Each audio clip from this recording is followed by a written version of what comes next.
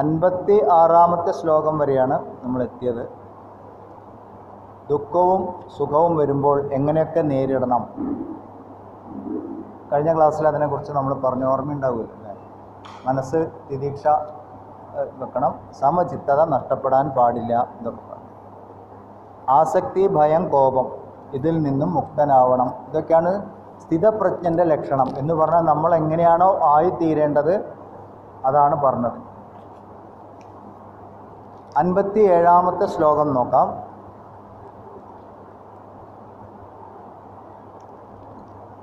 സർവത്രാനഭിസ്നേഹ തത്തത് പ്രാപ്യ ശുഭാശുഭം നാഭിനന്ദന്തി നദ്വേഷ്ടി തസ്യ പ്രജ്ഞാ പ്രതിഷ്ഠിത.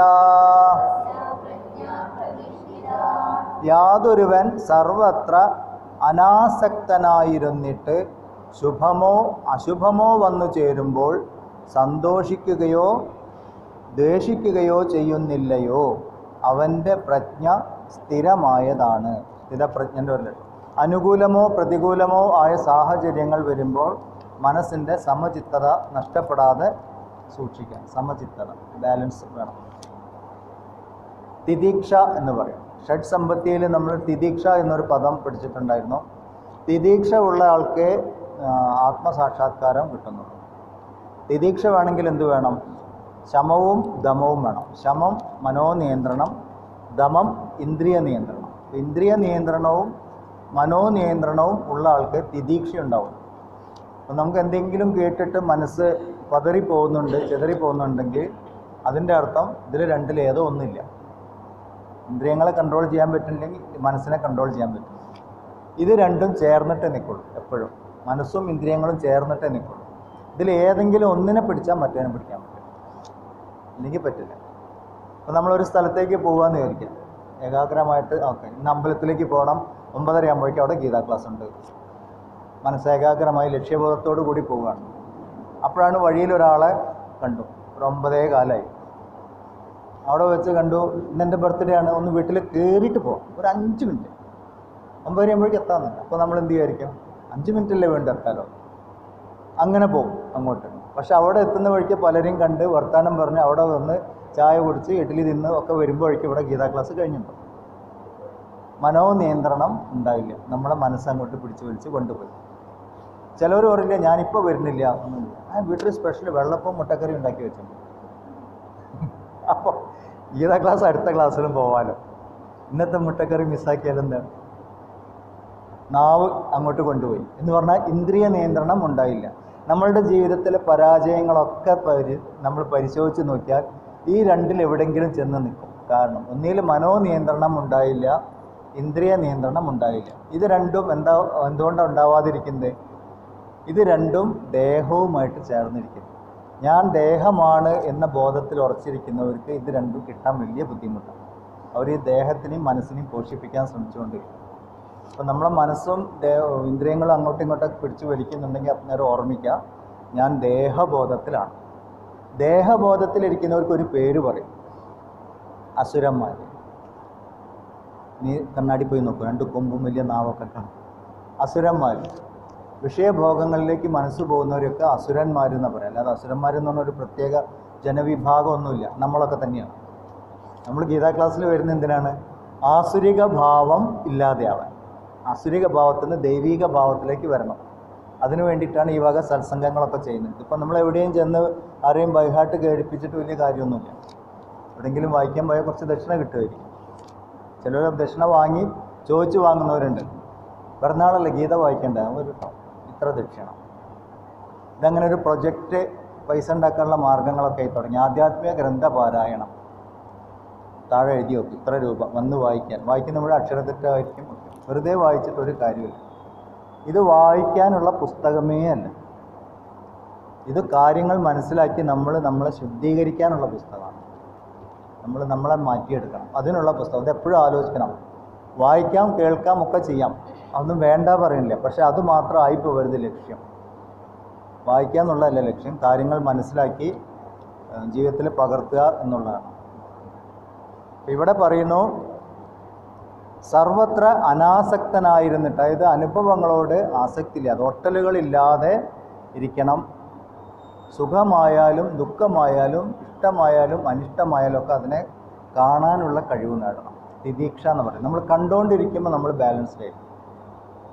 നമുക്ക് अब भगवद गीता पूछा था ना, आपको बुक चाहिए करके बोला था ना, कम से कम बुक तो मैं दे सकते हैं आपको.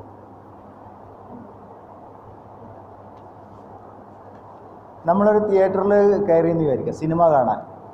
അപ്പോൾ നമുക്ക് ഇഷ്ടപ്പെട്ട നടീനടന്മാരൊക്കെ സ്ക്രീനിൽ വരും, നമ്മളെല്ലാം മറന്നിരിക്കും. പക്ഷെ എല്ലാം മറന്നിരിക്കും. അവരടി കൊള്ളുണ്ടാവും, അവർ കരയും, കൂടെ നമ്മൾ കരയും, അവർ ചിരിക്കും, കൂടെ നമ്മൾ ചിരിക്കും. ഇതൊക്കെ ആ 2-2.5 മണിക്കൂറിനുള്ളിൽ നടക്കും. പക്ഷെ അപ്പോഴും ഉള്ളിലൊരു ബോധമുണ്ട്, എന്താണ്, സിനിമ കഴിഞ്ഞാൽ പുറത്തേക്ക് പോരണം. അത് കാരണം എന്താണ്, അവിടെ പോയിട്ട് നമ്മൾ ഒട്ടിപ്പിടിച്ച് നിൽക്കില്ല. നമ്മളെപ്പോഴും പോരാനുള്ള ഭാവത്തിൽ അവിടെ ഇരിക്കുന്നു. എന്ന് പറഞ്ഞാൽ സിനിമ നമ്മൾ ആസ്വദിക്കും, പക്ഷെ ഉള്ളിൻ്റെ ഉള്ളിൽ നമ്മൾക്കതെല്ലാം കാഴ്ചകൾ മാത്രമാണ്. ഈ ഒരു മനോഭാവം എല്ലാവർക്കും ഉണ്ട്. ഇത് നമ്മൾ ജീവിതത്തിലേക്ക് കൊണ്ടുവന്നു കഴിഞ്ഞാൽ ഈ സംഭവം, ജീവിതത്തിൽ ഓരോ അനുഭവത്തിൽ കൂടെ പോകുമ്പോഴും അനുഭവം, എൻ്റെ മനസ്സിൻ്റെ സ്ക്രീനിൽ ഞാൻ ഈ അനുഭവത്തിനെ കാണുന്നു, 3D ആയിട്ട് കാണുന്നു. ഈ സിനിമയിൽ ഞാനും കൂടി ഒരു കഥാപാത്രമാണ്, കാണുന്ന ആളും അഭിനയിക്കുന്ന ഒരു കഥാപാത്രം കൂടി ഞാനാണ്, ബാക്കി എല്ലാവരും ഉണ്ട്. ഈ സ്ക്രിപ്റ്റ് എഴുതിയാരാണ്? ഞാൻ. കഥ എഴുതിയതാരാണ്? ഞാൻ. ഡയറക്റ്റ് ചെയ്താരാണ്? ഞാൻ. പക്ഷെ ഞാനത് മറന്നുപോയി. അതാണ് എൻ്റെ പ്രശ്നം. ഞാനാണ് എൻ്റെ സങ്കല്പങ്ങളെ കൊണ്ട് ഈ അനുഭവങ്ങളൊക്കെ ഉണ്ടാക്കിയത്, മറന്നുപോയി. നമുക്കിത് ഓർമ്മയുണ്ടാവണം. ഇപ്പോൾ ഇത് അറിയുന്ന ഒരാൾക്കാണെങ്കിൽ അയാൾക്ക് സിനിമ അയാൾ കാണുള്ളൂ. എന്താ പറയുക, അയാൾക്കറിയാം നെക്സ്റ്റ് സീൻ എന്താണ്, നെക്സ്റ്റ് സീൻ എന്താണെന്ന് അറിയാം, കഥ എഴുതിയ ആൾക്കാർ. പക്ഷെ അത് അറിയാത്തവരാണെങ്കിലോ അവർക്കത് ത്രില്ലറും സസ്പെൻസും ട്വിസ്റ്റും ഒക്കെ ആയിട്ടിരിക്കും, അറിയില്ല. നമ്മളുടെ ജീവിതത്തിൻ്റെ കഥകളൊക്കെ നമ്മൾ എഴുതിയാണ്. അതാണ് ഏറ്റവും വലിയ ഒരു അനുഭവം. ഇവിടെ ഭഗവാൻ അർജുനോട് പറഞ്ഞ, അർജുന, ഇതൊക്കെ നിൻ്റെ സങ്കല്പത്തിൻ്റെ ഭാഗമായിട്ട് വന്നതാണ്. എന്തിനാ അതൊക്കെ വന്നത്? നിനക്ക് നിന്നെ ശുദ്ധീകരിക്കാൻ വേണ്ടിയിട്ടാണ് ഇതൊക്കെ വന്നിരിക്കുന്നത്. ഇതുപോലെ നമ്മളൊക്കെ ജീവിതത്തിൻ്റെ അനുഭവങ്ങളും നമ്മളെ നന്നാക്കാൻ വേണ്ടി വരുന്നതാണ്. അപ്പോൾ അവർ പോയല്ലോ ഒന്നും പറഞ്ഞിട്ട് കാര്യമില്ല. ഒരു കാര്യം ഉണ്ടാകുമ്പോൾ നമ്മൾ വ്യക്തിപരമായിട്ട് അതിനെ കാണാം. വ്യക്തിതലം എന്ന് പറയും. വ്യക്തിപരമായിട്ട് നമ്മൾ കാണുമ്പോൾ വളരെ പരിമിതമായൊരു കാഴ്ചപ്പാട് നമുക്കുള്ളൂ. ഞാനും എൻ്റെ ബന്ധപ്പെട്ട ആ ഒരു ലോകം മാത്രം. അവിടെ നമുക്ക് സുഖദുഃഖങ്ങളൊക്കെ ഉണ്ടാവും. ഒരു സമഷ്ടി തലത്തിൽ നിന്ന് നോക്കാൻ പറയും. പൊതുവായിട്ട് ഒന്നിച്ച് കാണാം. ഒന്നിച്ച് കാണുമ്പോഴേ നമുക്ക് ആ ക്ലിയർ പിക്ചർ കിട്ടുള്ളൂ. അർജുനൻ്റെ എല്ലാ ചോദ്യം വ്യക്തിപരമായിട്ട്, അർജുനൻ എന്ന വ്യക്തിയാണ് ചോദിച്ചത്. ഭഗവാന്റെ ഉത്തരം മുഴുവൻ ഇതുവരെ ഭഗവാൻ പറഞ്ഞ കാര്യങ്ങളൊക്കെ നോക്കിയാൽ സമഷ്ടി തലത്തിലുള്ള കാര്യങ്ങളാണ്. ആധ്യാത്മികമായുള്ള കാഴ്ചപ്പാടിലൂടെ പറയും. നമ്മളുടെ വ്യക്തിപരമായുള്ള എല്ലാ പ്രശ്നങ്ങൾക്കും ഉത്തരം ആധ്യാത്മികമായുള്ള തലത്തിൽ നിന്ന് മാത്രമേ. ഉടനെ എന്തെങ്കിലും പ്രശ്നം വരുമ്പോൾ, നല്ലതാവട്ടെ ചീത്തയാവട്ടെ, ഉടനെ നമ്മൾ ആ തലത്തിലേക്ക് കയറ്റി വെക്കണം. സമർപ്പണം, ദൈവത്തിന് സമർപ്പിക്കാവുന്നു. ദൈവത്തിൻ്റെ ഭാഗത്തേക്ക് നിന്നുകൊണ്ട് കാണാം ഇതിനേക്കാൾ. അതാണ് സമർപ്പണം. അത് നമ്മളുള്ളത് മുഴുവൻ അവിടെ കൊണ്ടു കൊടുക്കുന്നില്ല. ഇപ്പം വലിയ ദുരന്തങ്ങളൊക്കെ ഉണ്ടായി, നാട്ടിലുണ്ടായി. അതിൻ്റെ മുന്നേ ഒരാഴ്ച മുഴുവൻ ഒരു ലോറി പ്രശ്നമായിരുന്നു.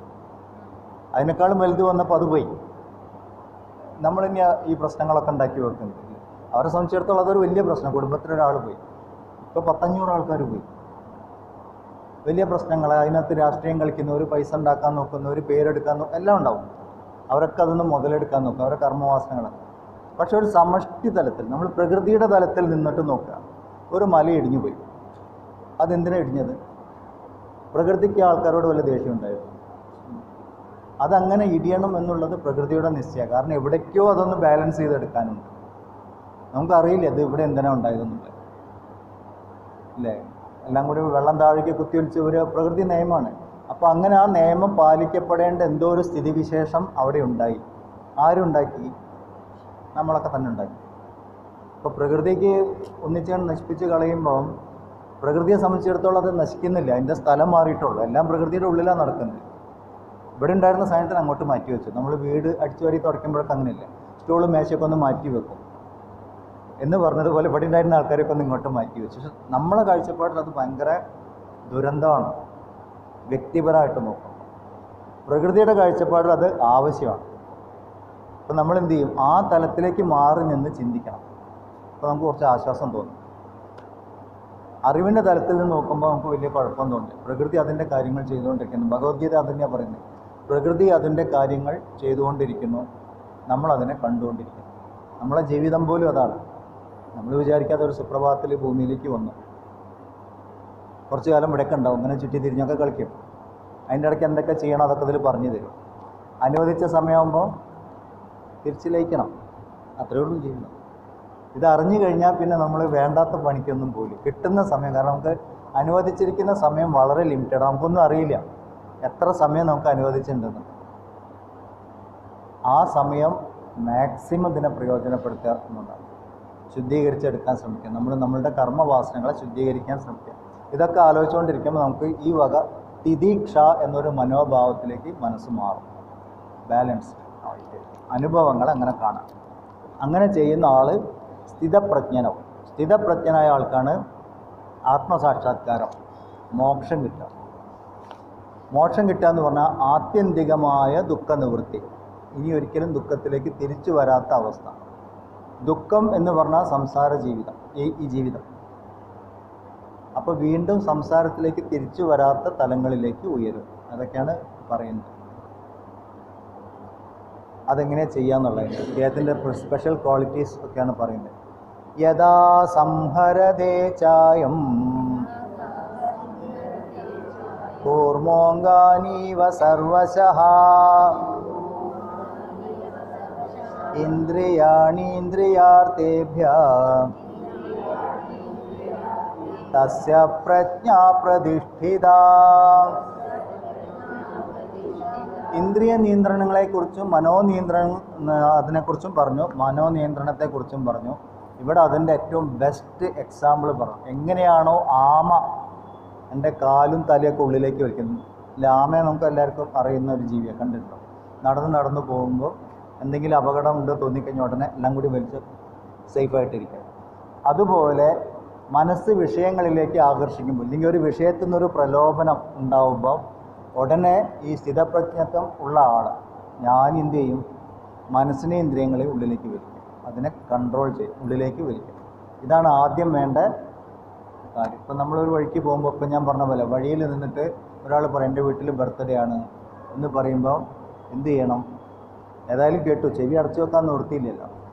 ചെവി കൂടെ അങ്ങോട്ട് പോയ മനസ്സിനെ പിടിച്ചു വലിക്കും.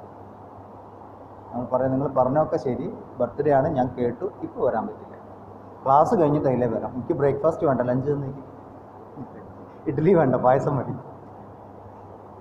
മാറ്റാം, നമ്മൾ ക്ഷണം നിരാകരിക്കേണ്ട. അതിനേക്കാൾ ഒരു അത്യാവശ്യ കാര്യം നമുക്കുണ്ട്. ഇതാരാ പറഞ്ഞത്? ഇപ്പോൾ രാമായണത്തിൽ ഹനുമാൻ ലങ്കയ്ക്ക് പോകുമ്പോൾ കാണാം. ഞാൻ രാമൻ്റെ കാര്യത്തിൽ പോകുന്നു, രാമൻ്റെ മൂപ്പർ ഒരു സ്ഥലത്ത് നിൽക്കുന്നില്ല. വലിയൊരു ഉദാഹരണം നമുക്ക് പറഞ്ഞു തരുന്നുണ്ട്. പക്ഷെ നമ്മളിത് എല്ലാ കൊല്ലം ഇങ്ങനെ വായിക്കും, കർക്കിടക മാസം കഴിയും, മടക്കി വെക്കും, അടുത്ത കർക്കിടക മാസത്തിലിരിക്കും, വായിച്ച് പ്രൊജക്റ്റ് കംപ്ലീറ്റ് ആക്കും. ഇന്നും എവിടേക്കോ ഫുൾ സമ്പൂർണ്ണ രാമായണം അടുത്ത ആഴ്ച ഇവിടെയുണ്ട്. വായിക്കാനുള്ള ഓരോന്നിലും ഓരോ മെസ്സേജ് ഉണ്ട്. ഓരോ കഥയിലും ഒരു മനുഷ്യൻ എങ്ങനെ ആയിത്തീരണം ഇതതിലുണ്ട്. പക്ഷെ നമ്മളത് മനസ്സിലാക്കുന്നില്ല. അവിടെയാണ് മോറൽ ഓഫ് ദി സ്റ്റോറി. അത് മനസ്സിലാക്കുന്നില്ല, അവിടെയാണ് നമ്മളുടെ പ്രശ്നം. കഥ വായിച്ചുകൊണ്ട് ഒന്നും കിട്ടില്ല. ആസ്വദിക്കാം, കഥ ആസ്വദിക്കാം, മനസ്സിലാക്കി സീനൊക്കെ കണ്ട് വെരി ഗുഡ്. പക്ഷേ ഞാനും ഹനുമാനും കൂടി എന്താ ബന്ധം? ഞാനും ശ്രീരാമനും കൂടി എന്താ ബന്ധം? ഇങ്ങനെ നമ്മൾ ചിന്തിക്കണം. നമ്മൾ കണക്റ്റ് ആവണം അവരുമായിട്ട്, അപ്പോഴേ നമുക്ക് മനസ്സിലാവുള്ളൂ. ഇപ്പോൾ നമ്മളൊക്കെ അസുരന്മാരാണെന്ന് പറഞ്ഞു. അപ്പോൾ നമ്മളിപ്പോൾ ലങ്കയിൽ ഇരുന്ന് രാവണൻ്റെ പാർട്ടിക്കാരായിട്ടാണ് ഇരിക്കുന്നത്. രാമായണം വായിച്ച് രാവണൻ്റെ പാർട്ടിയിൽ നിന്ന് രാമൻ്റെ പാർട്ടിയിലേക്ക് മാറണം. അത് ഞാൻ അടുത്ത കൊല്ലം നോക്കാം. അടുത്ത കൊല്ലം നമ്മളുണ്ടോ? ഒരു ഗ്യാരണ്ടി ഇല്ല. അമ്മ പറയും ഒരു കോട്ടുമായിട്ട് അത് അടയുമെന്നുള്ളതിന് ഗ്യാരണ്ടി ഇല്ല. ഒരു ശ്വാസം വന്നു കഴിഞ്ഞാൽ എപ്പോഴും പറയും ഹൃദയം ഇങ്ങനെ ടപ്പ് ടപ്പ് ടപ്പ് പിടിച്ചുകൊണ്ടിരിക്കാൻ. ഒരു ടപ്പ് കഴിഞ്ഞ് അടുത്ത ടപ്പ് വന്നില്ലേ, കഴിഞ്ഞു, സ്റ്റോപ്പ്. ഇത്രയേ ഉള്ളൂ. നമ്മളിങ്ങനെ ഈ വാച്ചിലെ സെക്കൻഡ് സൂചി പോകുന്ന പോലെ ലൈഫ് ഇങ്ങനെയാണ് പോയിക്കൊണ്ടിരിക്കുന്നത്. അത് എപ്പോഴാണ് എടുക്കുക? അപ്പോൾ കണ്ടില്ല, അവിടെ ബാറ്ററി നിന്നു, കണ്ടില്ലേ? അതുപോലെ നമ്മളെ ബാറ്ററി എവിടെയാണ് നിൽക്കുക എന്നുള്ള അറിയില്ല. ഭയങ്കര ഉത്തരവാദിത്തം. ആധ്യാത്മിക പഠനം നമ്മൾ ജനിച്ചത് ഇതിനു വേണ്ടി. പക്ഷേ നമ്മൾ ഇതൊഴികെ ബാക്കിയൊക്കെ നേടാൻ ശ്രമിക്കും അല്ലേ? അമ്മ പറയും അല്ലേ, പാഞ്ഞെടുക്കും മഹാവിപത് സന്ധിയിൽ ദേഹം വിടും പക്ഷി കൂടുപോൽ, നേടിവെച്ചതും നേടാൻ കൊതിച്ചതും കൂടെ വന്നിടുകില്ലത് നിശ്ചയം. ഇങ്ങനൊരു ഭജനയുണ്ട്. അപ്പം അങ്ങനെയാണ് ഈ ആ മഹാവിപത് സന്ധി ഇത് ഇങ്ങോട്ട് വിട്ടുപോകുന്ന സമയത്ത് പക്ഷി കൂട് തുറന്ന് പാറി പോകുന്ന പോലെ പോകുമ്പം നേടിവെച്ചതും നേടാൻ കൊതിച്ചതൊക്കെ അവിടെ ഇട്ടിട്ടാണ് പോകുന്നത്. നമ്മൾ കൂടെ കൊണ്ടുപോകുന്ന കർമ്മവാസനകൾ മാത്രമേ ഉള്ളൂ. തോളത്തൊരു ഭാണ്ഡം വെച്ചിട്ടാണ് പോകുന്നത്. ഇതിൻ്റെ കനം കൂട്ടാനുള്ള ശ്രമം ഇപ്പം നമ്മൾ ചെയ്തുകൊണ്ടിരിക്കണം. ആക്ച്വലി എന്താ വേണ്ടത്? കനം കുറയ്ക്കണം, ലഗേജ് ഇല്ലാതെ പോകണം. ലെസ് ലഗേജ് മോർ കംഫർട്ട്, റെയിൽവേയിലൊക്കെ പണ്ട് എഴുതി വെക്കരുത്. അതുപോലെ ലഗേജ് കുറയ്ക്കണം. അതിന് പകരം നമ്മൾ ഈവൻ സത്സംഗങ്ങളാണെങ്കിൽ പോലും ആധ്യാത്മിക കാര്യങ്ങളാണെങ്കിൽ പോലും നമ്മൾ അഹങ്കാരത്തോടു കൂടി ചെയ്യുമ്പോൾ അതൊക്കെ ലഗേജ് കൂട്ടിലാണ്. ഞാൻ ഇന്നത് ചെയ്തില്ലേ, ഞാനല്ല അന്നദാനം ചെയ്തത്, ഞാനല്ല അത് നടത്തിയത്, ഇങ്ങനെ ഒരു വ്യക്തി പറയുമ്പോൾ പുള്ളി ലഗേജ് കൂട്ടിക്കൊണ്ടിരിക്കുക. നമുക്കങ്ങനെ ചെയ്യാനുള്ളൊരു അവസരം ദൈവമായിട്ട് ഒരുക്കി തന്നു. ദൈവത്തിനോട് നന്ദി പറയും. ഒരു ഉത്തരവാദിത്വം തന്നു, എന്നെക്കൊണ്ട് കഴിയുന്ന പോലെയൊക്കെ ചെയ്തു, അങ്ങോട്ട് കൊടുക്കുക. അപ്പോൾ ദൈവത്തിന് അവകാശപ്പെട്ടാണ്. ഇങ്ങനെയാണ് നമ്മൾ ചെയ്യേണ്ടത്. അപ്പോൾ ഇവിടെ പറയണു, ആമ അംഗങ്ങളെ, അതിൻ്റെ അവയവങ്ങളെ പിൻവലിക്കുന്നത് പോലെ വേണം നമ്മൾ വിഷയങ്ങളിലേക്ക് മനസ്സ് നമ്മളെ ആകർഷിച്ചു കൊണ്ടുപോകുമ്പോൾ നമുക്കതിനെ ഉള്ളിലേക്ക് വലിക്കാൻ സാധിക്കണം. ആത്മബോധത്തിലേക്ക് മനസ്സിനെ തിരിച്ചു വലിക്കാൻ സാധിക്കണം. ആമ ഹൈന്ദവരെ സംബന്ധിച്ചിടത്തോളം ഒരു വലിയ ചിഹ്നമാണ്. ഒരു സാധകനെ സംബന്ധിച്ചിടത്തോളം പ്രത്യേകിച്ചും. മിക്കവാറും ഈ ദീപസ്തംഭത്തിൻ്റെ അടിയിലൊക്കെ ഒരു ആമയെ കാണും. നമുക്ക് ആമ എന്തിനാണെന്നറിയില്ല. ആമ ഇങ്ങോട്ട് തിരിച്ചു വെക്കുക എന്നുള്ളതിൻ്റെ പേരിൽ വലിയ ഡിസ്കഷൻ. തെക്കോട്ട് തിരിച്ചു വെക്കണം, വടക്കോട്ട് തിരിച്ചു വെക്കണം, ഇതാണ് നമ്മളുടെ ഡിസ്കഷൻ. അവിടെ ഡയറക്ഷൻ അല്ല കാര്യം, ഈ ആമ എന്താണ് എന്നത്. നമ്മളങ്ങനെ ആയിരിക്കണം. ഇന്ദ്രിയങ്ങളെ നിയന്ത്രിക്കാനുള്ള കഴിവ് വേണം, പിൻവലിക്കാനുള്ള ശക്തി വേണം. അപ്പോഴേ സ്ഥിതപ്രജ്ഞത്വം ഉണ്ടാവുന്നുള്ളൂ. വിഷയ വിനിവർത്തന്തേ നിരാഹാരസ്യ ദേഹിനഃ രസവർജം രസോപ്യസ്യ പരം ദൃഷ്ട്വാ നിവർത്തതേ. ഇന്ദ്രിയങ്ങളിലൂടെ വിഷയങ്ങളെ ആഹരിക്കാത്തവനിൽ നിന്ന് വിഷയങ്ങൾ പിൻവാങ്ങുന്നു. എന്നാൽ വിഷയങ്ങളോടുള്ള രസം അവശേഷിക്കുന്നു. പരമാത്മാവിനെ ദർശിക്കുമ്പോൾ രസവും അവനെ വിട്ടുപോകുന്നു. രണ്ട് കാര്യങ്ങളാണ്. നമ്മളെങ്ങനെയാണ് വിഷയഭോഗങ്ങളിലേക്ക് ആകർഷിക്കപ്പെടുന്നത്? നമ്മളുടെ ഉള്ളിലെ വാസനകൾ മനസ്സായി ഇന്ദ്രിയങ്ങളിലൂടെ വിഷയത്തിനെ പോയിട്ട് സ്പർശിക്കും. മുമ്പ് നമ്മൾ വായിച്ചു, മാത്രാ സ്പർശാസ്തു കൗന്ദേയ ശീതോഷ്ണ സുഖദുഃഖം. അവിടെ അത് പറഞ്ഞ കാര്യമാണ്. ഒരു കാര്യം കാണാൻ ഒരു ആഗ്രഹം ഉണ്ടാവുമ്പോൾ ആ ആഗ്രഹം പ്രബലമോ, എന്നിട്ടെന്ത്, ആ ആഗ്രഹത്തിനെ തൃപ്തിപ്പെടുത്തുന്ന ഇന്ദ്രിയങ്ങളിലേക്ക് പോകും. ആ ഇന്ദ്രിയങ്ങളിലൂടെ അത് വിഷയങ്ങളെ തേടും, വിഷയങ്ങളെ പോയി കാണും. ഉദാഹരണത്തിന് ഒരു സിനിമ കാണണം എന്നൊരാഗ്രഹം ഉണ്ടെങ്കിൽ, ഒരു മോഹൻലാൽ സിനിമ വന്നു, ആ കാണണം ഒരാഗ്രഹം, വെറുതെ ഒരു ആഗ്രഹം ഇങ്ങനെ പുന്തി വരുള്ളൂ. പക്ഷെ നമ്മൾ അതിനെ കൂട്ടുപിടിക്കാൻ തുടങ്ങുമ്പോൾ എന്താവും? അത് ശക്തി കൂടി വരും, നിയന്ത്രിക്കാൻ പറ്റും. അപ്പോൾ അത് ഈ ആഗ്രഹം കൂടി കണ്ണിനെ തൃപ്തിപ്പെടുത്തണം, ചെവിയെ തൃപ്തിപ്പെടുത്തണം. അപ്പോൾ നമുക്കത് കാണാനും കേൾക്കാനൊക്കെ തോന്നും. അപ്പോൾ എന്ത് ചെയ്യും? അത് എവിടെയാണോ കിട്ടുക അങ്ങോട്ട് നമ്മൾ നയിക്കും. ചിലപ്പോൾ അതിനേക്കാൾ അത്യാവശ്യമുള്ള കാര്യം വേറെ ഉണ്ടാവും. പക്ഷേ ഇത് സ്ട്രോങ് ആകുമ്പോൾ നമ്മൾ അവിടെ പോയിരിക്കും. അപ്പോൾ എന്താവും? നമ്മുടെ മനസ്സിലുണ്ടായിരുന്ന ഈ ആഗ്രഹം ഇന്ദ്രിയങ്ങളിൽ കൂടെ വിഷയം, സിനിമ എന്ന വിഷയത്തിനെ പോയി കണ്ടു. ഇതേപോലെയാണ് ഭക്ഷണത്തിൻ്റെ കാര്യം. ഇപ്പോൾ ഡയബറ്റിക് ആയിട്ടുള്ള ഒരാൾക്ക് മധുരം കഴിക്കാൻ പാടില്ല. പക്ഷെ മധുരമുള്ളൊരു സ്ഥലത്തേക്ക് അയക്ക് പോകേണ്ടി വന്നു. അപ്പോൾ ഉള്ളിൽ നിന്ന് ഈ ആഗ്രഹം വന്നു. നാവിനോട് നീ അടങ്ങിയിരിക്കുക എന്ന് പറയാൻ പറ്റിയില്ലെങ്കിൽ നാവിന് ശക്തി കൂടി വരും. ഒരു തുള്ളി പൊട്ടിച്ചു, ഒരു ഗുളിക കൂടുതൽ കഴിച്ചാൽ പോരെ. നമ്മൾ ന്യായീകരണമൊക്കെ കാണും. എന്നിട്ട് പോയിട്ട് എന്ത് ചെയ്യും? ഒരു കപ്പ് പായസം, ഇത്തിരി ലേശം മതി, 2 സ്പൂൺ, 2 സ്പൂണിൽ തുടങ്ങും. പിന്നെ ഈ 2 സ്പൂണായിട്ട് പോകാൻ തുടങ്ങും.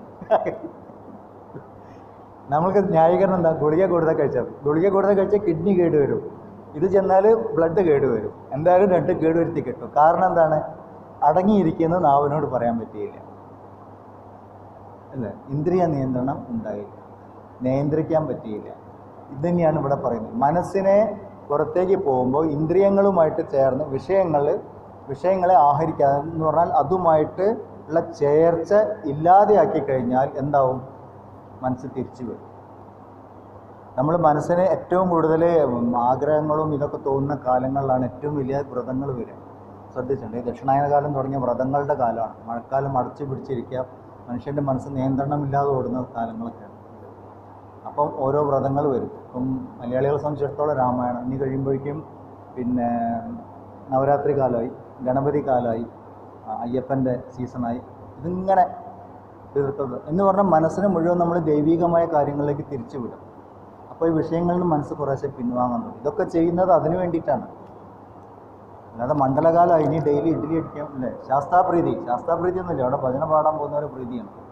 അയ്യപ്പസ്വാമി ഞാൻ ഇഡ്ഡലി തിന്നാലേ സന്തോഷിക്കുന്നൊന്നും അയ്യപ്പസ്വാമി പറഞ്ഞിട്ടില്ല. പക്ഷെ നമ്മൾ നിയമങ്ങൾ ഉണ്ടാക്കി. ഒക്കെ ശരി, അവിടെ പോയിരുന്ന് ശരണം വിളിച്ചു, പ്രാർത്ഥിച്ചു, ഭജന പാടി, എന്തിനു പാടി. എൻ്റെ മനസ്സ് അയ്യപ്പസ്വാമിയോട് അടുത്തു. ഞാൻ അയ്യപ്പസ്വാമിയും ഞാനും കൂടിയുള്ള അകലം കുറഞ്ഞു കുറഞ്ഞു വരുന്നുണ്ടോ? ഇതൊക്കെയാണ് നമ്മൾ നോക്കേണ്ടത്. ചില വീടുകളിൽ പോയി ലളിതാ സഹസ്രനാമ അർച്ചന, ഇതൊക്കെ സംഭവിച്ച കാര്യങ്ങളാണ്. ഞാൻ എൻ്റെ അനുഭവത്തിൽ നിന്ന് പറയുന്നത്. ലളിതാ സഹസ്രനാമ അർച്ചനയാണ് കേട്ടോ, അത് ശരി. അഷ്ടോത്തരമാണോ ത്രിശതിയാണോ? ഇതാണ് ചോദ്യം. അല്ലല്ല, സഹസ്രനാമം തന്നെയാണ്. എന്തായി ചോദിച്ചത്? അഷ്ടോത്തരമാണോ? കുറച്ച് ബ്രേക്ക്ഫാസ്റ്റ് മാത്രമേ ഉള്ളൂ. ത്രിശതിയാണോ വെച്ചാൽ കുറച്ചുകൂടി ഹെവി ആയിട്ടുള്ള ബ്രേക്ക്ഫാസ്റ്റ് ഉണ്ടോ? സഹസ്രനാമാണോ ലഞ്ചാണോ? ഇതാണ് ചോദിച്ചത്. പക്ഷെ അത് കോഡ് ലാംഗ്വേജാണ്.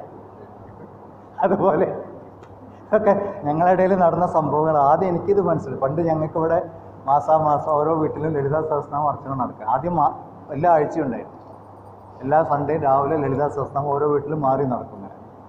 പിന്നെ അത് മാറി 2 യൂണിറ്റൊക്കെ ആയിട്ട് പിരിഞ്ഞ് മാസാമാസമായി. ഇതിൻ്റെ ഇടയ്ക്ക് ഇവിടെ നമ്മൾ അമൃതജ്യോതിയിലുണ്ടായിരുന്നു.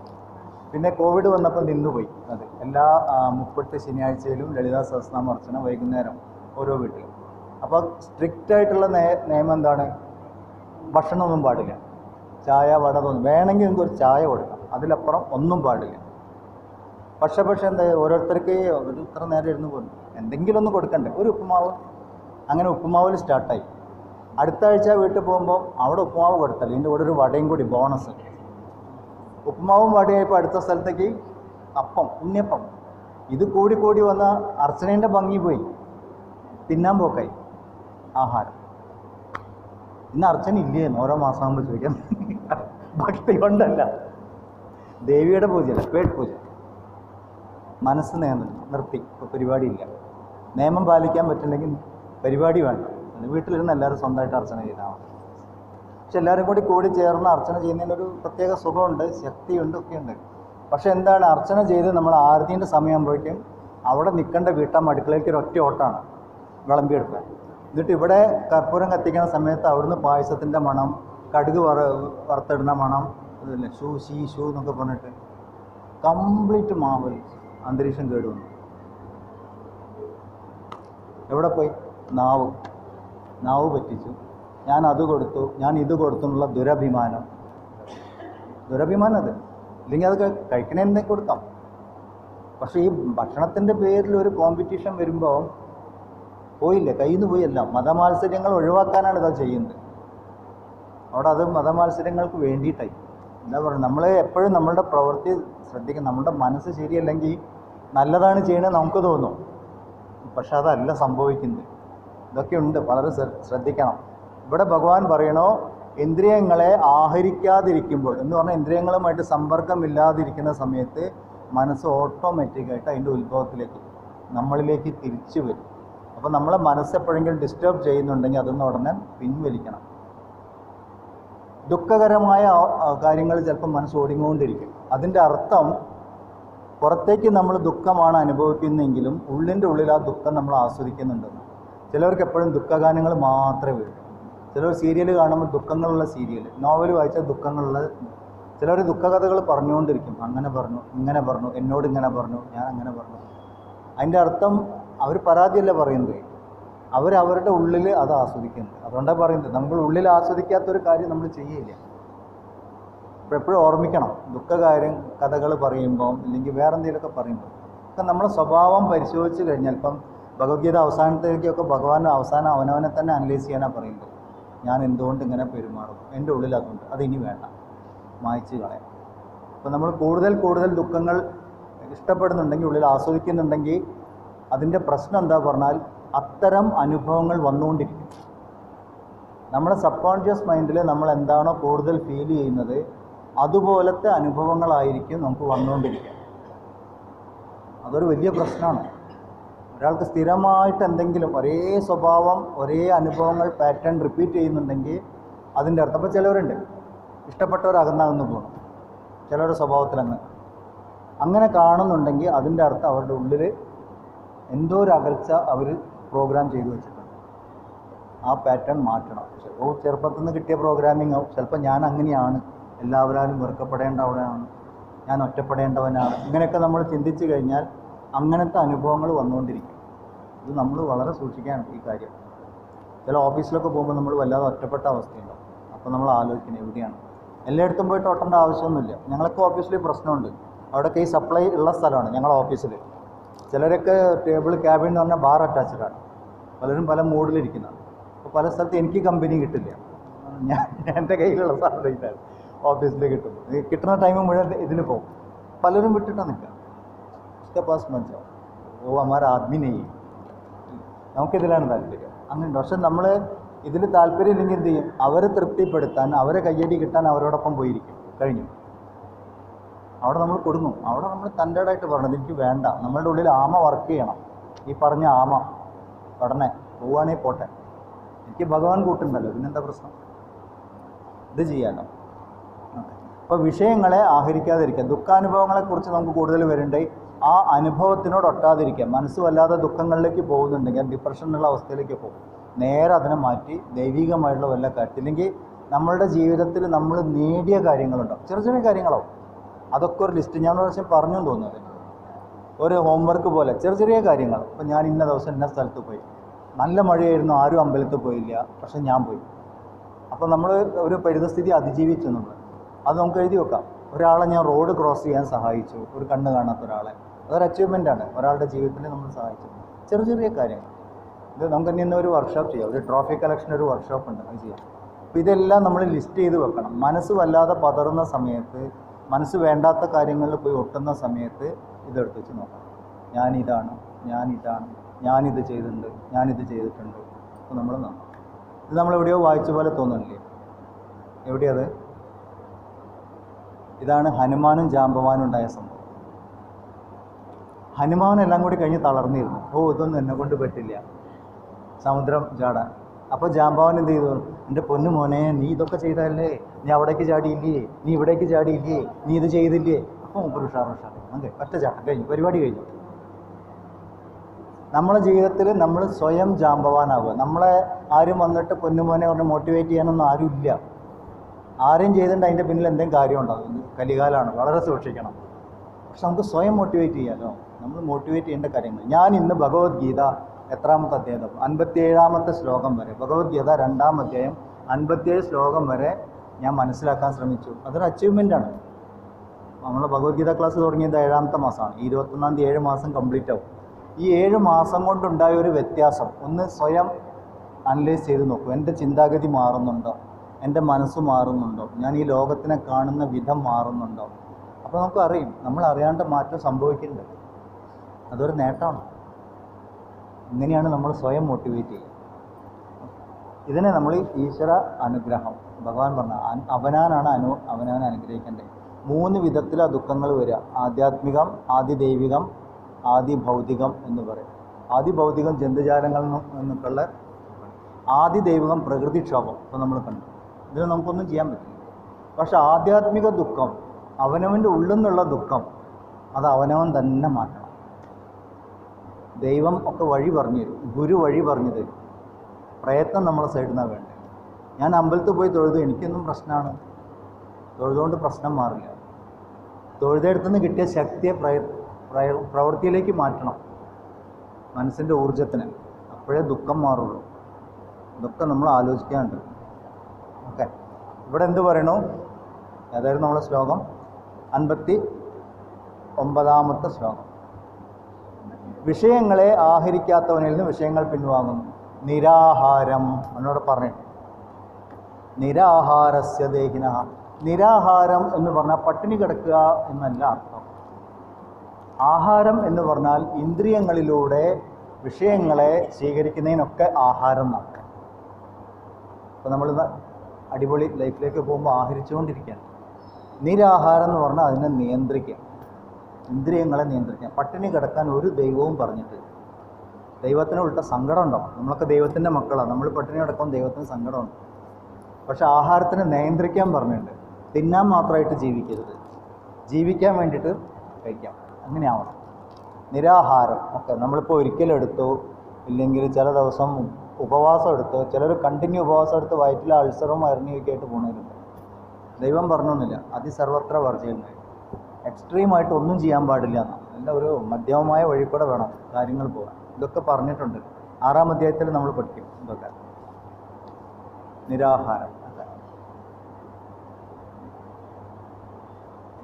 ഇനി നമ്മൾ അങ്ങോട്ട് നോക്കണ്ട ഇങ്ങോട്ട് നോക്കണ്ട എന്നൊക്കെ വിചാരിച്ചാലും നമ്മളുടെ ഉള്ളിൽ നോക്കാനുള്ള ആഗ്രഹമുണ്ട്. പായസം കുടിക്കണ്ട അങ്ങോട്ട് നോക്കണം. അങ്ങോട്ട് നോക്കിയാലേ പ്രശ്നം, അങ്ങോട്ട് നോക്കില്ല. എന്നാലും ഇങ്ങോട്ട് തിരിഞ്ഞാൽ അവിടെ പായസം വിളമ്പിയിട്ടുണ്ടല്ലോ, ഇതുള്ളിലുണ്ട്. നമ്മൾ പല കാര്യത്തിൽ പലരൊക്കെ മനസ്സിനെ ഭയങ്കര ബലമായിട്ട് ഇങ്ങനെ സപ്രസ് ചെയ്ത് കഴിഞ്ഞാൽ മനോരോഗമായിട്ട് മാറും. പലരും കണ്ടില്ല, ചില ഒരു സുപ്രഭാതത്തിൽ എണീറ്റിട്ട് ഭയങ്കര ഭക്തി, ആശ്രമത്തിൽ പോക്കും, കുറച്ച് കഴിയുമ്പോൾ അവരൊക്കെ ലേശം ഒരു നമുക്ക് തോന്നുന്നു എവിടെയോ ഒരിത്തിരി സ്ക്രൂ ലൂസായിട്ടുണ്ടല്ലോ എന്ന് തോന്നുന്നു, എവിടെയോ ഒരു പാകപ്പഴ. കാരണം എന്താണ്? നമ്മൾ ബലമായിട്ട് അമർത്തി പിടിച്ചു. മനസ്സിനെ ഒരിക്കലും ബലമായിട്ട് സപ്രസ് ചെയ്യരുത്. ഈ നദിയെ തടയുന്നത് പോലെയാണ്, അത് പൊട്ടിച്ച് ഒഴുകും, അതതിൻ്റെ വഴിക്ക് ഒഴുകാൻ തുടങ്ങും. അപ്പോൾ നമ്മൾ എന്ത് ചെയ്യണം? അതിനെ ഗൈഡ് ചെയ്യണം. അതിനെ കുറച്ചും കൂടി ഉദാത്തമാക്കുക പറയും, സബ്ലിമേറ്റ് ചെയ്യും. കുറച്ചും കൂടി നല്ല ലക്ഷ്യത്തിലേക്ക് അതിനെ ഒഴുക്കി വിടണം. അതിനാണ് ഈശ്വരനെ കുറിച്ച് ഓർമ്മിക്കണം എന്ന് പറയും. ഈശ്വരീയമായ ചിന്തയിലേക്ക് ആ ചിന്തകളെ മാറ്റിയിടണം. നമ്മുടെ മനസ്സ് ആരോടെങ്കിലും ദേഷ്യം പിടിക്കുന്നുണ്ടെങ്കിൽ, അങ്ങനെ സാറിനെ ഉണ്ടാവും, ഞാൻ അമ്പലത്തിൽ പോകാൻ തുടങ്ങി, എനിക്കിനി ദേഷ്യം പിടിക്കാനൊന്നും പാടില്ല. നമ്മൾ ദേഷ്യമൊക്കെ അങ്ങനെ കടിച്ചു പിടിച്ച് വെക്കും. ദേഷ്യം അമർത്തി പിടിച്ചു വെക്കാൻ തുടങ്ങുമ്പോൾ എന്താവും? ശരീരം പ്രതികരിക്കാൻ തുടങ്ങും. സ്കിൻ ഡിസീസ് അവിടെയും ഇവിടെയും പോള വരാൻ തുടങ്ങും, തല ചൂടാവും, തലവേദന വരും, BP കൂടും, അസിഡിറ്റി കൂടും, ഇതൊക്കെ വരും അമർത്തി പിടിച്ചു. ഇത് നമുക്ക് എന്ത് ചെയ്യാൻ പറ്റും? പല വഴിക്ക് ഇതിനെ മാറ്റാം. ഈ ദേഷ്യം എന്നുള്ളത് ഒരു എനർജിയാണ്. ആ സമയത്ത് എന്തെങ്കിലും പ്രവൃത്തിയിലേക്ക് മാറ്റാം. നല്ല രീതിയിൽ ഉള്ള പ്രവൃത്തി. ഒന്നിൽ വീട് അടിച്ചു വാരി തുടക്കുക, ആ എനർജി മുഴുവൻ ആ വഴിക്ക് ഉപയോഗിക്കാം. ഫുൾ അടിച്ചു വരിക്കും, നല്ല ക്ലീൻ ആയിട്ട് കിട്ടും വീട്. ആരോട് വഴക്കും വക്കാനത്തിനും പോയാലേ പ്രശ്നമുള്ളൂ. ഇല്ലെങ്കിൽ ദൈവികമായ കാര്യങ്ങളിലേക്ക് മാറ്റാം. അതിന് ഒഴുകാൻ ഒരു വഴി കൊടുക്കണം. നമ്മളെ ഈശ്വരീയമായ കാര്യങ്ങളിൽ നിന്ന് എന്തൊക്കെ തടയുന്നുണ്ടോ അതിനെ മാറ്റാൻ ഉപയോഗിക്കാം ആ അവസരം. അതാണ് ശത്രു, അതിനെ മാറ്റാം.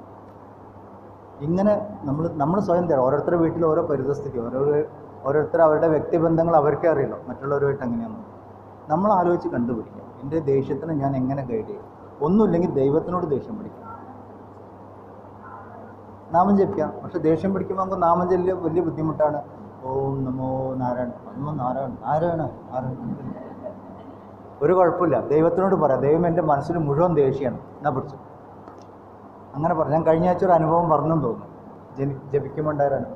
നാച്ചുറലി നമ്മൾ ഈശ്വരീയമായ കാര്യങ്ങളിലേക്ക് തിരിയുമ്പോൾ നമ്മളുടെ ഉള്ളിൽ നിന്ന് ഈ വക കാര്യങ്ങളൊക്കെ, നമ്മളുടെ ഉള്ളിൽ കുറേ കാലത്തെ ഇതുണ്ട്, ദേഷ്യം, കോപം, അസൂയ, കുനിഷ്ട്, അങ്ങനെ കട്ട പിടിച്ച് കിടക്കുകയാണ് നമ്മളുടെ ഉള്ളിൽ. അപ്പോൾ ദൈവികമായ കാര്യങ്ങൾ ചെയ്യാൻ തുടങ്ങുമ്പോൾ ആദ്യമൊക്കെ നല്ല സുഖമാണ്, മുകളിൽ നിന്ന് ഇങ്ങനെ തുടച്ചെടുക്കുന്ന പോലെയാണ്, പൊടി ഇങ്ങോട്ട് പോരും. കുറച്ച് കഴിഞ്ഞാൽ ഈ തുണിയൊക്കെ നനച്ച് തുടയ്ക്കണ പോലെ, അപ്പോഴാണ് നമ്മൾ ഇളകി വരുന്നത് ഇങ്ങോട്ട് കാണുന്നത്. അപ്പോൾ കറുത്ത ടൈൽസൊക്കെ വെളുത്ത് വരും കുറച്ച് കഴിയുമ്പോൾ. ഇതാണ് ആധ്യാത്മിക സാധനം. കുറേ കഴിയുമ്പോൾ നമുക്ക് ദേഷ്യം വരും, നിരാശ വരും, പൊട്ടുവായി ഇടാൻ തുടങ്ങും, നാളെ നോക്കാം, നീട്ടി വെക്കാൻ തുടങ്ങും. അപ്പോഴൊക്കെ നമ്മൾ കുറേശ്ശെ ചെയ്യാൻ തുടങ്ങണം. ഈ അറ്റോമിക് ഹാബിറ്റ്സ് എന്ന് പറഞ്ഞിട്ടൊരു ബുക്കുണ്ട്, ഇവിടെ ഒരു കുട്ടിയെ വായിക്കുന്നുണ്ടായിരുന്നു, ശ്രീലക്ഷ്മി. ആ പുസ്തകത്തിൽ ഇതിനെക്കുറിച്ച് പറഞ്ഞിട്ടുണ്ട്, എങ്ങനെയൊക്കെ നമ്മളെ മാറ്റിയെടുക്കണം. ചെറിയ മാറ്റങ്ങൾ. ഒരു ദിവസം ഭഗവത്ഗീതയുടെ ഒരു ശ്ലോകം വായിച്ചിട്ടേ കിടക്കും. കിടക്കുന്നതിന് മുന്നേ ഞാൻ ഒരു ശ്ലോകം വായിക്കും, ഒറ്റ ശ്ലോകം, വേറെ ഒന്നും വേണ്ട. ഇതൊരു വ്രതാക്കി വെക്കാം. മാക്സിമം വേണ്ടത് ഫുൾ ഭഗവത്ഗീത വായിക്കണമെങ്കിൽ 700 ശ്ലോകം, 700 ദിവസം. പക്ഷേ 2 ദിവസം ഒരു ശ്ലോകം വായിച്ചു കഴിഞ്ഞാൽ 3-ാമത്തെ ദിവസം നമുക്ക് ഒരു ശ്ലോകം കൂടി വായിക്കാമല്ലോ. പതുക്കെ നമുക്ക് ഒരു ചാപ്റ്റർ ഫുള്ള് വായിക്കാം, എന്നിട്ട് കിടക്കാം. പിന്നെ ഒരു ഞായറാഴ്ച എണീറ്റിട്ട് നമ്മൾ പറയും, ഇന്ന് ഭഗവത്ഗീത മുഴുവൻ വായിച്ചിട്ട് ബാക്കി പണിയാണ്. 3 മണിക്കൂർ കൊണ്ട് വായിച്ചു കഴിയും. അത്രയുള്ളൂ. നമ്മളെ മാറ്റിയെടുക്കും. ഇങ്ങനെ മാറ്റിയെടുക്കാം. ദേഷ്യം എന്ന് പറഞ്ഞ ഈ എനർജിയെ നമുക്ക് ഈ വിധത്തിൽ വേണം മാറ്റിയെടുക്കാൻ, അല്ലാതെ അതിനെ ഒതുക്കി നിർത്തുക. ഇതുപോലെ തന്നെ കാമവാസനകൾ വരുമ്പോൾ, വിവാഹം എന്നൊരു പദ്ധതി തന്നെ ഉണ്ടായത് ഈ കാമവാസനകളെ സംസ്കരിച്ചെടുക്കാനാണ്. എല്ലാവർക്കും ഇന്ദ്രിയ നിയന്ത്രണത്തോടുകൂടി ജീവിക്കാനും പറ്റില്ല. ഇപ്പോൾ ഗൃഹസ്ഥരായിരിക്കാനും അങ്ങനെ ജീവിക്കേണ്ട, അച്ഛനമ്മയായിട്ടുള്ള ജീവിക്കാനുള്ള കർമ്മവാസനകളോട് ജനിച്ചവരുണ്ടാവും. അവരോട് സന്യസിക്കാൻ പോകുക പറഞ്ഞാൽ നടക്കില്ല കാര്യം. അപ്പോൾ എന്ത് ചെയ്യണം? ഒരു സിസ്റ്റം ഉണ്ടാക്കി വെച്ചു, കല്യാണം കഴിച്ച് ഭാര്യ ഭർത്താക്കന്മാരായിട്ട് ജീവിക്കും. കുറേ കഴിയുമ്പോൾ ഇതിനോടൊക്കെ വിരക്തി വരും, ഇതൊക്കെ ഇത്രയേ ഉള്ളൂ എന്ന് മനസ്സിലാവും. അപ്പോൾ എന്താവും, ഓട്ടോമാറ്റിക് നമ്മൾ നെക്സ്റ്റ് ലെവലിലേക്ക് പോകും. ബ്രഹ്മചര്യം, ഗാർഹസ്ഥ്യത്തിൽ ഈ വക കാര്യങ്ങളൊക്കെ അനുഭവിച്ച് വരുന്നു. പതുക്കെ നമ്മൾ നെക്സ്റ്റ് ലെവലിലേക്ക് പോകും. നെക്സ്റ്റ് ലെവൽ എന്തായിരുന്നു? ആരണ്യം അല്ലേ, വാനപ്രസ്ഥം, സന്യാസം. അപ്പം ഗാർഹസ്ഥ്യം, ബ്രഹ്മചര്യം, ഗാർഹസ്ഥ്യം, വാനപ്രസ്ഥം, സന്യാസം. വാനപ്രസ്ഥം എന്ന് പറയുമ്പോൾ ഇതിന്നൊക്കെ പിൻവാങ്ങാം. കാട്ടിലേക്ക് പോകുക എന്ന് പറഞ്ഞാൽ എന്താണ്? കാട്ടിൽ വേറെ ആരുമില്ല എന്ന് പറഞ്ഞാൽ നമ്മളെല്ലാവരും കൂടെ ഇരിക്കുമ്പോഴും എല്ലാവരും ഒന്ന് പിൻവാങ്ങാൻ പഠിക്കും. നമുക്ക് പോകാനുള്ള സമയമായി തുടങ്ങി, ഇനി ഇവരൊക്കെ അവിടെ ഇടണം, ഞാൻ പതുക്കെ എൻ്റെ റിട്ടേൺ ടിക്കറ്റ് വന്നിട്ടുണ്ട്, ഞാൻ പോകാൻ തയ്യാറാവില്ല. സന്യാസം എന്ന് പറഞ്ഞാൽ കർമ്മത്തെയും കർമ്മഫലത്തെയും ത്യജിച്ചുകൊണ്ട് ജീവിക്കും എന്ന് പറഞ്ഞാൽ ഇതിൽ രണ്ടിലും അഹമില്ലാതെ ജീവിക്കുക. സന്യാസം ഇത് ലാസ്റ്റ് 18ാം അധ്യായത്തിൽ പറഞ്ഞു തരും. ഇങ്ങനെ മാറ്റിയെടുക്കാൻ പറ്റുന്നത് ഇത് നമ്മൾ സ്വയം ചെയ്യേണ്ടതാണ്. ഇതൊക്കെയാണ് ഈ ശ്ലോകത്തിൽ നിന്ന് പഠിക്കാനുള്ളത്. അപ്പോൾ ഈ ആമ എന്ന ചിഹ്നം ഒരു സാധാരണ ചിഹ്നം. ആമ വെറും ആമയല്ല അല്ലേ.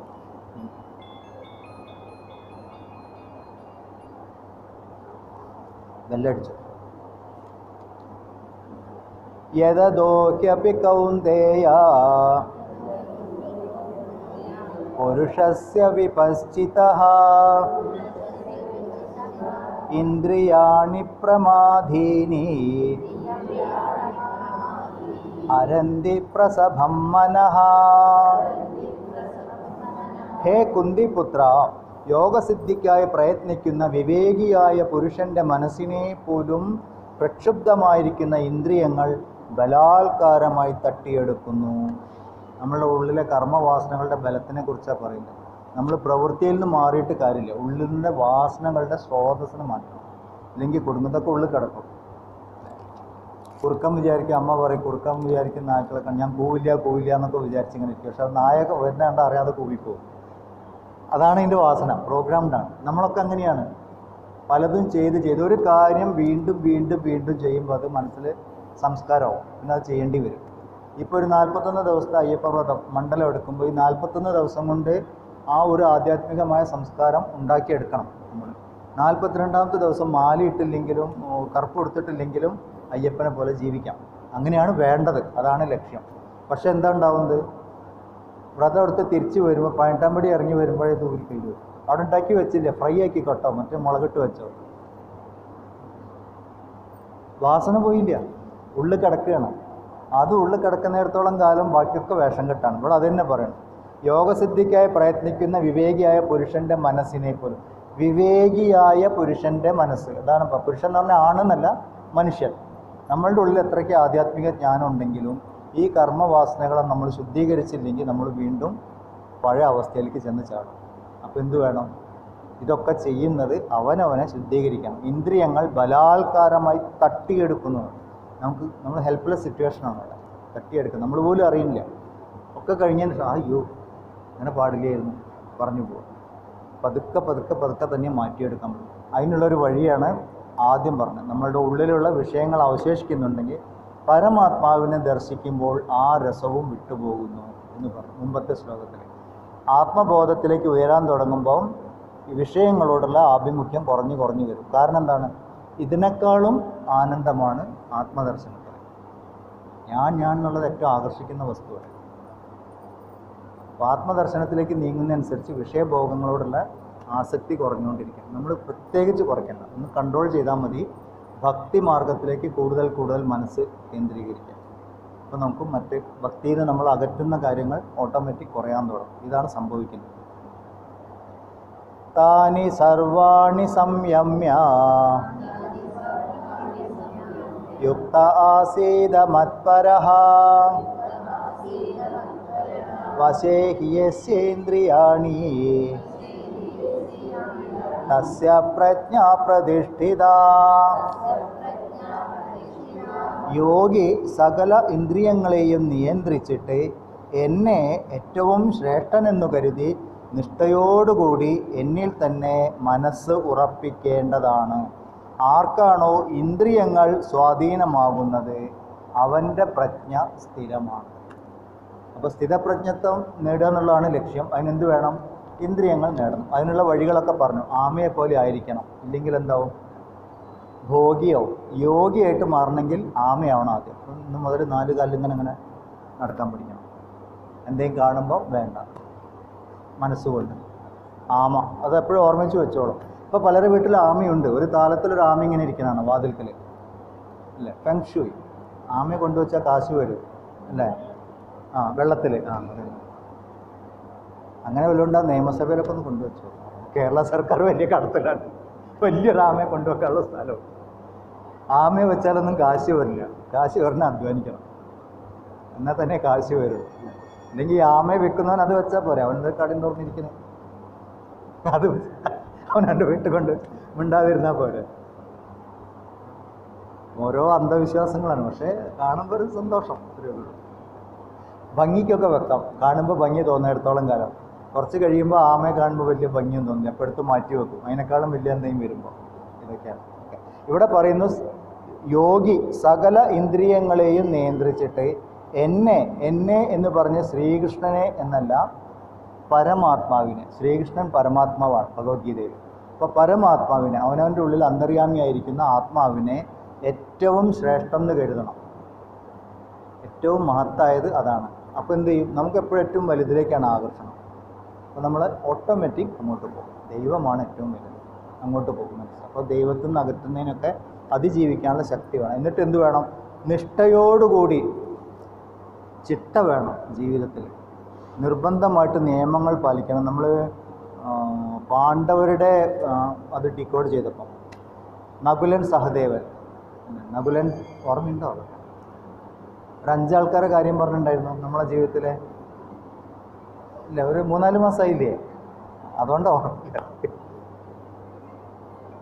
നകുലൻ നിയമങ്ങൾ, സാധനയിലെ നിയമങ്ങൾ അത് പാലിക്കണം. നിഷ്ഠ വേണം. കുറച്ച് നേരം കഴിഞ്ഞ് ഇനിയൊന്ന് പല്ല് വയ്ക്കാം, പിന്നെ അങ്ങനെ ആലോചിക്കും ഇനിയിപ്പോൾ ഇന്നൊന്ന് പോയി കുളിക്കാം. ഇങ്ങനെയായി പോകരുത്. എണീക്കുമ്പോൾ എന്തൊക്കെ ചെയ്യണം അന്നത്തെ ദിവസം, അങ്ങനെ തലേന്ന് പ്രോഗ്രാം ചെയ്തു വെക്കാം. രാവിലെ എണീറ്റ് ഒഴിക്കുന്ന തന്നെ കാര്യങ്ങൾ ചെയ്യാനുണ്ട്. വ്രതം എടുക്കുന്നതൊക്കെ അതിനാണ്. ഇപ്പം ബലിയിടാൻ പോകണം, നമ്മൾ തലേന്ന് റെഡി ഒരിക്കലെടുത്തു, പിന്നെ ആരോടും മിണ്ടാതൊക്കെ ഇരുന്നു, അപ്പോൾ കഴിഞ്ഞ് ബലിയിട്ട് വന്നു. കാരണം ഒരു തീരുമാനം ഉണ്ടായി, മനസ്സിൽ തീരുമാനം ഉണ്ടായോ, പ്രോഗ്രാം ചെയ്തോ, അത് നടന്നുകൊണ്ടിരിക്കും. ഇതൊന്നും ഇല്ലാത്തവരെ രാവിലെ ഇന്നിപ്പോൾ പോകണോ, ഓഫീസിൽ പോകണോ, കാര്യമായിട്ട് പണിയൊന്നും, കുറേശ്ശെ വയറുവേദനിക്കുണ്ടല്ലോ, ഇന്ന് പോകണ്ട. ആ വയറുവേദന കൂടിയല്ലോ, ലോക്കൽ ട്രെയിനിൽ ഇരുന്ന സൗകര്യമൊന്നുമില്ല, എന്നാൽ ഇന്ന് പോകണ്ട. ഇതാണ് നമ്മളൊക്കെ സ്ഥിതി. കാരണം നമുക്ക് ചിട്ടയില്ല, ചിട്ട വേണം. ഇപ്പോൾ നമ്മളിവിടെ 9:30, എല്ലാ ഞായറാഴ്ചയും 9:30 ഗീതാ ക്ലാസ്. അപ്പോൾ വന്ന വഴിക്ക് നിന്ന് ഒരാൾ ചോദിച്ചു, മഴയുണ്ടല്ലോ, ഒന്ന് ക്ലാസ് ഉണ്ടാവുമെന്ന് തോന്നി, ക്ലാസ് ക്യാൻസൽ ആവുമെന്ന് വിചാരിച്ചു. ചിട്ട ബ്രേക്ക്. അപ്പോൾ മഴയാണെങ്കിലും അറ്റ്ലീസ്റ്റ് ഒന്ന് വിളിച്ച് ചോദിക്കും, ഇന്ന് ക്ലാസ് ഉണ്ടോ? അപ്പോൾ ക്ലാസ് ഉണ്ട്, അപ്പോൾ ഞാൻ പോയേ പറ്റും. അപ്പോൾ നമ്മളെന്താവും, മനസ്സിനെ പിന്നോട്ട് വലിക്കാനുള്ള ശക്തിയെ നമ്മൾ ബ്രേക്ക് ചെയ്തു. പ്രതിലോമ ശക്തി പറയും, നമ്മൾ മുന്നോട്ട് വരും എന്ന് പറഞ്ഞാൽ ഭഗവാന്റെ അനുഗ്രഹം ഉണ്ടായി. ഇങ്ങനെയാണ് നമ്മൾ ഭഗവത് അനുഗ്രഹം നേടിയെടുക്കുക. പ്രയത്നം ഉണ്ടെങ്കിലും ഉണ്ടാവും. അല്ലാതെ ഇന്ന് ഗീതാ ക്ലാസ് ഉണ്ട്, പോണല്ലോ കൃഷ്ണ പോണല്ലോ കൃഷ്ണ എന്ന് പറഞ്ഞാൽ മൂപ്പര് വണ്ടിയിട്ട് വന്നിങ്ങനെ എടുത്തുകൊണ്ടൊന്നും ഇങ്ങോട്ട് കൊണ്ടുവരുമൊന്നുമില്ല. അതൊക്കെ കഥകളിലുള്ളൂ. ഞാൻ പോവാൻ പുറപ്പെടാൻ കേട്ടോ, കൃഷ്ണ എന്നെ അവിടെ എത്തിച്ചു തരണേ. നമ്മൾ കാല് വെച്ചാൽ സ്റ്റെപ്പ് ബൈ സ്റ്റെപ്പായിട്ട് മൂപ്പര് കൂടെ ഉണ്ടാവും. പോരും, ഞാൻ കൂടെ ഉണ്ട്, കൈയും പിടിച്ച് നടക്കും, നമ്മൾ കൂടെ നടന്നു കൊടുത്താൽ മതി. ഇങ്ങനെയാണ് ഭഗവത് ശക്തി. പ്രയത്നം ഉണ്ടോ, കൃപയുണ്ടോ.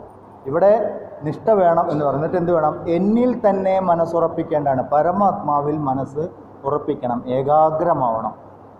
എനിക്ക് എവിടെയാണോ എത്തിച്ചേരേണ്ടത് അവിടെ മനസ്സ് നിൽക്കണം. ലക്ഷ്യബോധം ഉറക്കിയവർ, ലക്ഷ്യബോധം ഉള്ളിടത്തേക്ക് മനസ്സ്, നമ്മുടെ ജീവിതം പോകുള്ളൂ. ലക്ഷ്യബോധം ഇല്ലെങ്കിൽ ജീവിതം ചെതറിപ്പോകും, അങ്ങോട്ടും ഇങ്ങോട്ടൊക്കെ ആയിപ്പോൾ. എന്തൊക്കെയോ വന്നു, കുറേ കാലം ജീവിച്ച ദിവസം മരിച്ചു. ഇതിനല്ല നമ്മൾ ജനിച്ചത്. അങ്ങനെയാണെങ്കിൽ നമ്മൾ ജനിക്കില്ലായിരുന്നു. അപ്പോൾ ജനിച്ചതിനൊക്കെ ഒരു കാരണം, ഒരു ലക്ഷ്യമുണ്ട്, അങ്ങോട്ട് പോകുന്നു. ഇതാണ് എൻ്റെ ലക്ഷ്യം. അപ്പോൾ ഇന്ന് എനിക്ക് പോകാൻ പറ്റില്ല, അതിനൊരു കാരണം ഉണ്ടായി.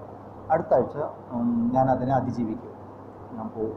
അപ്പോൾ നമ്മൾ അങ്ങനെ ചിന്തിച്ച് മാറിയെടുക്കണം. ലക്ഷ്യബോധം വേണം. ലക്ഷ്യബോധം, അതിനാണ് ലക്ഷ്മി പറയും. മഹാലക്ഷ്മി പറഞ്ഞാൽ ഇങ്ങനെ താമരയിലിരിക്കുന്നൊരു ദേവിയല്ല. നമ്മളുടെ മനസ്സിൻ്റെ ലക്ഷ്യബോധമാണ് ലക്ഷ്മി. അറിവാണ് സരസ്വതി. പ്രതിബന്ധങ്ങളെ നേരിടാനുള്ള ശക്തിയാണ് ദുർഗ, കാളി എന്നൊക്കെ പറയും. ഇതൊക്കെ അവനവൻ്റെ ഉള്ളിലാണ്. നമ്മൾ അതിന് പകരം ലക്ഷ്മി കുറേ കാശ് തരും പറഞ്ഞ് ലക്ഷ്മിയുടെ മന്ത്രം തരും. കാശൊക്കെ കിട്ടും, അതൊക്കെ ശരി, പക്ഷെ വെറുതെ തരുമൊന്നുമില്ല. അധ്വാനിക്കണം. ലക്ഷ്മിയുടെ ശക്തിയെ നമ്മൾ പ്രയോജനപ്പെടുത്തണം. ഇതൊക്കെ നമ്മൾ ഓർമ്മിക്കണം. ലക്ഷ്യബോധം. ആർക്കാണോ ഇന്ദ്രിയങ്ങൾ സ്വാധീനമാകുന്നത്, മനോനിയന്ത്രണവും ഇന്ദ്രിയ നിയന്ത്രണമുള്ള ആൾക്ക് മാത്രമേ സ്ഥിരപ്രജ്ഞ, ബുദ്ധിയിൽ അറിവ് ഉറച്ചിരിക്കുകയുള്ളൂ. അപ്പോൾ ആദ്യം വേണ്ട കുറേ കാര്യങ്ങൾ പറഞ്ഞു. ശമം, ദമം, തിദീക്ഷ, ഏകാഗ്രത, നിഷ്ഠ, ഈ വക കാര്യങ്ങളൊക്കെ ഭഗവാൻ പറഞ്ഞു. ഇതൊക്കെ ഒരു സാധകന് ആവശ്യമാണ്. നമ്മളുടെ സാധനയിൽ നിന്ന് തടസ്സപ്പെടുത്തുന്ന അവസരങ്ങളിൽ നിന്ന് പിൻവാങ്ങാൻ പഠിക്കണം. പിന്മാറ്റം. ആമയെ എപ്പോഴും നല്ല ഓർമ്മ വരണം. ഭഗവാന്റെ അവതാരങ്ങളിൽ കൂർമ്മ അവതാരം പറയുന്നുണ്ട്. ഇതൊക്കെ തന്നെയാണ് പറഞ്ഞിരിക്കുന്നത്. അപ്പോൾ ഓരോ അവതാരത്തിൻ്റെ ഓരോ ചിഹ്നത്തിൽ നിന്നൊക്കെ നമുക്ക് പലതും മനസ്സിലാക്കാണ്ട്. ഇനി വിളക്കിൻ്റെ ഇവിടുത്തെ ഏതെങ്കിലും വിളക്കിൻ്റെ അടിയിൽ ആമയുണ്ടോ? നോക്കിയിട്ടുണ്ടോ? ഉണ്ടല്ലേ? ഇനി പോകുമ്പോൾ ഏത് അമ്പലത്തിൽ തൊഴാൻ പോകുമ്പോഴും അതിൻ്റെ അടിയിലൊന്നും നോക്കൂ. അടിയിലെന്താണ്, മുകളിലെന്താണ്. മുകളിൽ ചിലപ്പോൾ പുലി ഉണ്ടാവും, ഗരുഡൻ ഉണ്ടാവും, ഇങ്ങനെ ഓരോ ഇതിനൊക്കെ ഉണ്ട്. അത് ക്ഷേത്ര ചൈതന്യ രഹസ്യം ഇവിടുത്തെ ലൈബ്രറിയിലുണ്ട്. ഇവിടെ ലൈബ്രറി ഉണ്ട് പറഞ്ഞു ഉണ്ട്. അതൊന്ന് പി മാധവജിയുടെ നല്ല പുസ്തകമാണ്. ക്ഷേത്രം എങ്ങനെ ഉണ്ടാക്കണം, ക്ഷേത്രത്തിൻ്റെ ചൈതന്യം എന്താണ്, അതിൻ്റെ ഘടന എന്താണ്, പ്രതിഷ്ഠ എന്താണ്, അതിൻ്റെ അളവുകൾ എന്ത്, ഇങ്ങനെ ഒരുപാട് കാര്യങ്ങൾ. ക്ഷേത്ര ചൈതന്യ രഹസ്യം ഒന്ന് എല്ലാവരും വായിച്ചിരിക്കുന്നത് നല്ലതാണ്. ആ പുസ്തകം ഒരുപാട് കാര്യങ്ങൾ പറഞ്ഞിട്ടുണ്ട്. അപ്പോൾ അതിൽ ഈ വക ചിഹ്നങ്ങളൊക്കെ പറഞ്ഞിട്ടുണ്ട്. ദീപസ്തംഭത്തിനെ കുറിച്ച്, സോപാനം, ക്ഷേത്ര മതിൽ, പടിപ്പുര എന്താണ്, വിഗ്രഹം എന്താണ്, ഇത് ഓർമ്മിക്കണം. ഇന്ദ്രിയ നിയന്ത്രണം, മനോനിയന്ത്രണം ഉണ്ടെങ്കിൽ ഈ ദീപസ്തംഭം നമ്മളുടെ കുണ്ടലിനി സുഷുമ്ന നാഡിയുടെ ചിഹ്നമാണ്. എന്നാലേ അത് ഉയരുള്ളൂ, കുണ്ടലിനി ശക്തി ഉയരുള്ളൂ.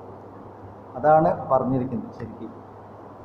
എന്ന് പറഞ്ഞാൽ നമ്മളുടെ മനോനിയന്ത്രണം, ഇന്ദ്രിയ നിയന്ത്രണം സാധകന് വേണം. അതുണ്ടെങ്കിൽ നമ്മളുടെ ഉള്ളിൽ ആധ്യാത്മിക ശക്തി ഉയരുള്ളൂ. വിളക്ക് തെളിയണ്ടേ? ആധ്യാത്മിക ശക്തി, പ്രകാശം, ആത്മപ്രകാശം, അത് വേണം. വിളക്കിൻ്റെ മുകളിൽ എപ്പോഴും ദൈവത്തിൻ്റെ വാഹനമുണ്ട്. അപ്പം ഒരു വിളക്ക് കണ്ടാൽ അതിൻ്റെ മുകളിൽ നോക്കിയാൽ അറിയാം പ്രതിഷ്ഠ എന്താണെന്ന്. നമ്മളാരും അധികം ശ്രദ്ധിക്കാറില്ല ഏതൊക്കെ വിളക്കിൻ്റെ മുകളിൽ എന്താണ് എന്നുള്ളത്. ഇതൊക്കെ ഒന്ന് അറിഞ്ഞിരുന്നുള്ളൂ. ഒരു ഭക്തന് ഇതൊക്കെ വേണം കാര്യങ്ങൾ. ബാക്കി 62ാമത്തെ ശ്ലോകം മുതൽ ഒരു മനുഷ്യൻ എങ്ങനെയാണ് സംസാരത്തിൽ പതിച്ചു പോകുന്നത് എന്നൊക്കെയാണ് പറയുന്നത്. വളരെ നല്ല രസകരമായ ശ്ലോകങ്ങളാണ്. മുന്നോട്ട് അടുത്ത ക്ലാസ്സിൽ അത് നോക്കാം.